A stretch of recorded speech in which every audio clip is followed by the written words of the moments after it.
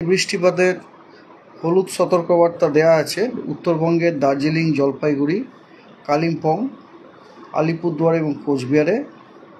এছাড়া পশ্চিমবঙ্গের সব জেলাতে বজ্রবিদ্যুৎ সহ বৃষ্টির সতর্কবার্তা দেওয়া আছে, এক্সেপ্ট কয়েকটি জেলা যেখানে কোনো সতর্কবার্তা নেই। সেগুলি হলো বীরভূম, মুর্শিদাবাদ, নদিয়া, হাওড়া, কলকাতা এবং উত্তর চব্বিশ পরগনা। এগুলিতে সতর্কবার্তা নেই, কিন্তু অন্যান্য সব ডিস্ট্রিক্টগুলিতে আপনার বজ্রবিদ্যুৎ সহ বৃষ্টিপাতের সতর্কবার্তা আছে।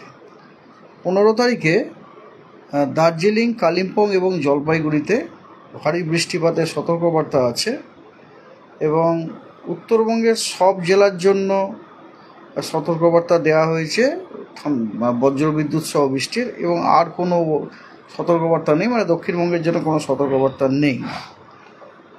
তাহলে এই গেল আপনার 13, 14, 15, তারপরে 16, 17, 18 আগামী 3 দিনের, ওই 3 দিনের জন্য কোনো সতর্কবার্তা নেই। 16 তারিখে উত্তরবঙ্গের সব জেলাতেই ফেয়ারলি ওয়াইড স্প্রেড রেনফলের সম্ভাবনা আছে এবং দক্ষিণবঙ্গের সব জেলায় বিক্ষিপ্ত বৃষ্টিপাতের সম্ভাবনা আছে।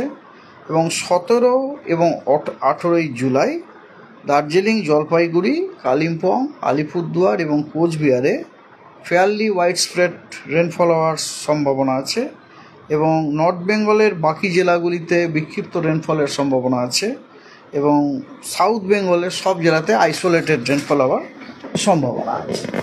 ঠিক আছে, তো 17, 18 আর এবারে 19, 20 এই দুদিনে দক্ষিণবঙ্গের সব জেলাতে বিক্ষিপ্ত রেনফলের সম্ভাবনা আছে এবং উত্তরবঙ্গে দার্জিলিং, কালিম্পং, জলপাইগুড়ি, আলিপুরদুয়ার এবং কোচবিহারে ফেয়ারলি ওয়াইড স্প্রেড হওয়ার সম্ভাবনা আছে এবং বাকি সব ডিস্ট্রিক্টে বিক্ষিপ্ত রেনফলের সম্ভাবনা আছে। একটি চক্রবাত ঘূর্ণাবর্ত দেখা যাচ্ছে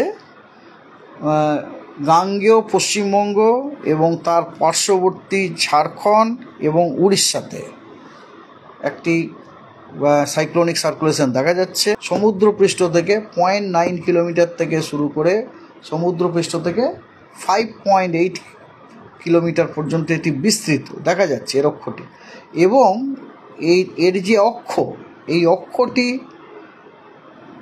উচ্চতার সাথে দক্ষিণ পশ্চিম দিকে একটি ঝোঁকার টেন্ডেন্সি আছে।